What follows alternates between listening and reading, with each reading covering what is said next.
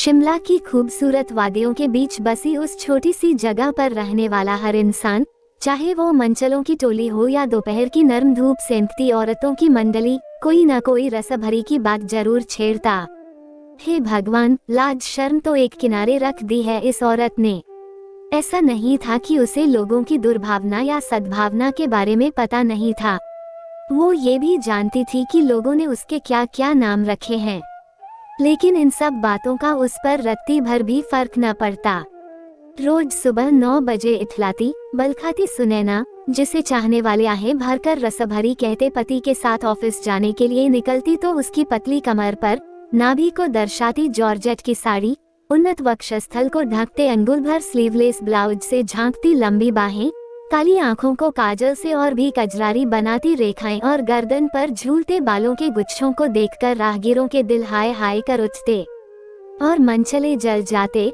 फुसफुसाहट भरे स्वर में सन कहते, ब्यूटी विद बीस्ट। काली आबनूस सी, बहुत ही साधारण नाक नक्श वाली सुनैना खूबसूरती के पैमाने पर कहीं भी खरी नहीं उतरती थी, लेकिन उसकी सज धज अदाएं पुरुषों को रिझाने के लिए काफी थीं। उसे आते देखकर क्या बूढ़े क्या जवान, सब नजर भर देखते जरूर थे, और वो इंतजार करते प्रेमियों के दिलों पर एक एक पांव रखती बड़ी अदा से गुजर जाती। पूरे रास्ते श्यामा के पति गर्दन नीची करके सिगरेट के छल्ले उड़ाते हुए खामोशी से गुजार देते। ऐसा लगता जैसे वो सुनैना के कदमों का संतुलन देख रहे हों, कहीं किसी मोड़ पर कदम थम तो नहीं गए, छाल धीमी तो नहीं पड़ गई। जब मैंने पहली बार शिमला की उस रसभरी को देखा तो मन में उत्सुकता जगी उसके बारे में जानने के लिए। सोचती हूँ, न जाने क्यों स्त्री के साथ छलनामयी तिरिया चरित्र, न जाने कितने अच्छे बुरे विश्लेषण जोड़ दिए गए हैं। सच तो यह है कि पुरुष का मन ही एक ऐसी गुफा है जिसमें घुसकर वो स्वयं राह नहीं ढूंढ पाता, जैसे दिवाकर नहीं ढूंढ पाए। मन मरीचिका के पीछे भागते रहे, हाथ में लपकने पर ही समझ में आया होगा कि वो तो सूखी रेत ही पा सके। दिवाकर मेरे सहयोगी ही नहीं पड़ोसी भी थे। तेजस्वी व्यक्तित्व और विलक्षण बुद्धि के स्वामी दिवाकर का व्यक्तित्व बेहद प्रभावशाली था।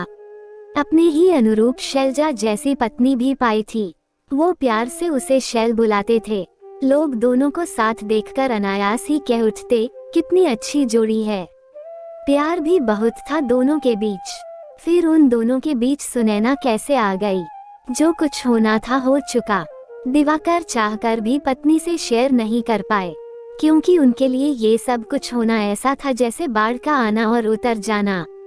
वो यही सोचते रहे, शैलजा अपना आंचल पसार कर दिवाकर के तन और मन पर जमी मैल को साफ कर दे। लेकिन नियम कानून के बंधन में बंधी जिंदगी जीने वाली शैलजा के संसार में यह बात सोचना भी महापाप था कि उसके पति के जीवन से बाढ़ जुड़ी है। दिवाकर पत्नी को समझा ही नहीं पाए कि जैसे सूरज का निकलना एक सच है, उसी तरह सूरज का अस्त होना भी एक सच ही है। दिवाकर और शैलजा दोनों ही मेरे घनिष्ठ हो चुके थे। उनके सुख दुख, उलझने, मुस्कुराहटें और ठहाकों से अनजाने ही मैं जुड़ती चली गई। हम रोज मिलते। अगर मैं किसी दिन नहीं जा पाती तो शैलजा खुद मेरे घर पहुंच जाती। एक दिन जब मैं उसके घर पहुंची तो देखा दोनों के बीच बहस छिड़ी हुई थी। औरत हमेशा नाक की सीध में देखती है, न दाएं न बाएं। दो आंखें एक ही समय में दो चीजें देख सकती हैं। ये औरत को समझ में नहीं आता और न ही वो समझना चाहती है। दिवाकर खींचते हुए बोले, मुझसे बेकार की बातें मत करो। शैलजा भी आवेश में आ गई। अच्छा, अगर कोई स्त्री तुमसे आकर कहे कि मेरा किसी से संबंध है, तो क्या करोगी? तुम्हें हमेशा हमेशा के लिए छोड़कर चली जाऊंगी। मुझसे एक बार पूछने की कोशिश भी नहीं करोगी? करूंगी, फिर भी कदम यही उठाऊंगी। दिवाकर उठकर खड़े हो गए, जैसे हार गए हों। उनके चेहरे पर अकुलाहट, विवशता एक साथ आकर ठहर गए।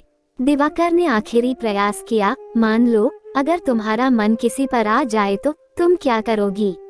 इस पार या उस पार कर दूंगी, दोनों साथ साथ नहीं चलाऊंगी। मैंने ध्यान से दिवाकर का चेहरा पढ़ने की कोशिश की। हमेशा हो कर हंसने वाले दिवाकर आज उदास थे। उनके पास कुछ कहने के लिए जैसे शब्द ही चुक गए थे। मैं दिवाकर का मन पढ़ना चाहती थी। समझ नहीं आ रहा था कैसे। इत्तेफाक से एक सवे के लिए कुछ दिनों के लिए मुझे और दिवाकर को खंडाला जाना पड़ा। वही मौका मिला दिवाकर के मन को टटोलने का। दिवाकर ने मुझसे आश्वासन लिया कि वो मुझे जो कुछ बताएंगे वो मैं किसी से नहीं कहूंगी। मैंने आश्वस्त किया तो उनके मन की परतें धीरे धीरे खुलने लगी। सच तो यह है कि जब मैंने उसे पहली बार देखा तो उसके प्रति मेरे मन में किसी भी प्रकार की भावना नहीं जागी। हाँ, उसको देखकर कौतूहल जरूर हुआ। ऑफिस आते जाते वो अक्सर मुझे दिख जाती। मैं अनजाने ही उस पर ध्यान देने लगा, उसकी देह की नाप तोल भी करने लगा। सुनैना शायद मेरी कमजोरी जान चुकी थी, तभी तो वो शायद मेरा इंतजार करती थी। और जैसे ही मैं उसके गेट के पास पहुंचता, वो गेट खोलकर मेरे आगे आगे चल पड़ती।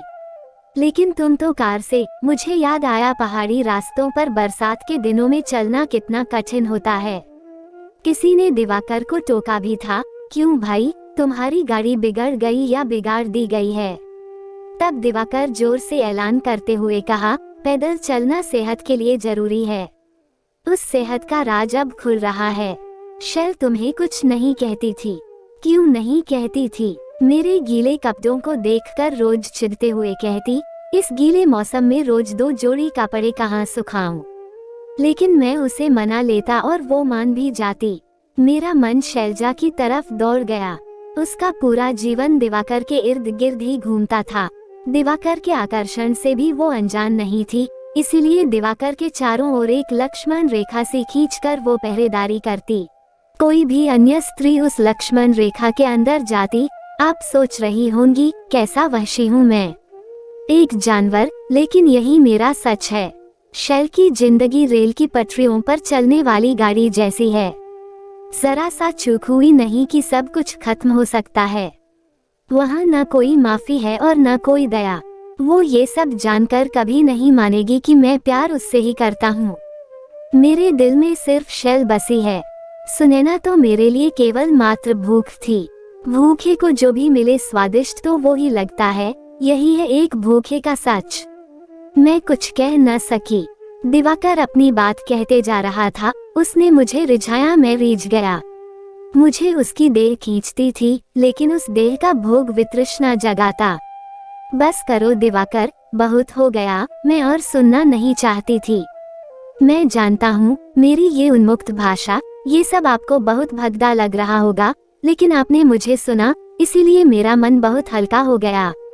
आपकी नजर में मैं आदर्श पति नहीं हूँ, लेकिन आपको ये तो मानना ही होगा कि इसी दुनिया में ही तो है सब। तुलसी मीरा पढ़ने वाला कभी घासलेटी कहानी भी तो पढ़ सकता है। अगर किसी ने पोर्नोग्राफी स्टोरी पढ़ ली तो क्या उसे तीर्थ यात्रा पर जाने का अधिकार नहीं? खंडाला से वापस लौटकर मुझे शैलजा से मिलने का मौका ही नहीं मिला। एक दिन मुझे थोड़ा समय मिला तो मैं शैल से मिलने उसके घर पहुंच गई। मुझसे मिलकर वो फूट फूट कर रोने लगी। कारण जानना चाहा तो बोली, हिम्मत तो देखो उस काली कलूटी की। दिवाकर को देखकर मुस्कुराने लगती है। मुझे तो सबने पहले ही कहा था कि उस दुष्टा से बचकर रहना। उस दुष्टा को खरी खोटी सुनाकर मैं तो सीधा भी कर देती, लेकिन दिवाकर ने रोक लिया। पिछले 7 दिनों से मैंने घर के बाहर कदम नहीं रखा। लगता है जैसे सब मुझे दया की जनरों से देख रहे हैं। शाल, दिवाकर की एक भूल, मुस्कुराहट का जवाब मुस्कुराहट से देने की भूल को तुम क्षमा नहीं कर सकती। वो तुम्हें बेहद प्यार करते हैं, मैंने उसे समझाया। क्या मैं जानती नहीं कि दिवाकर मेरे बिना नहीं रह सकते? वो मुझे कभी नहीं छोड़ेंगे। उन्होंने मुझे आश्वस्त किया है, फिर ये घर तो उनका है, मैं उन्हें भला कैसे निकाल सकती हूँ और खुद भी कहाँ जाऊँ, कहाँ रहूँ? मैं जानती थी दिवाकर की इस भूल को शैल माफ भी कर दे, लेकिन जिस भूल को दिवाकर ने खंडाला में स्वीकारा, क्या उसे वो कभी माफ कर सकेगी?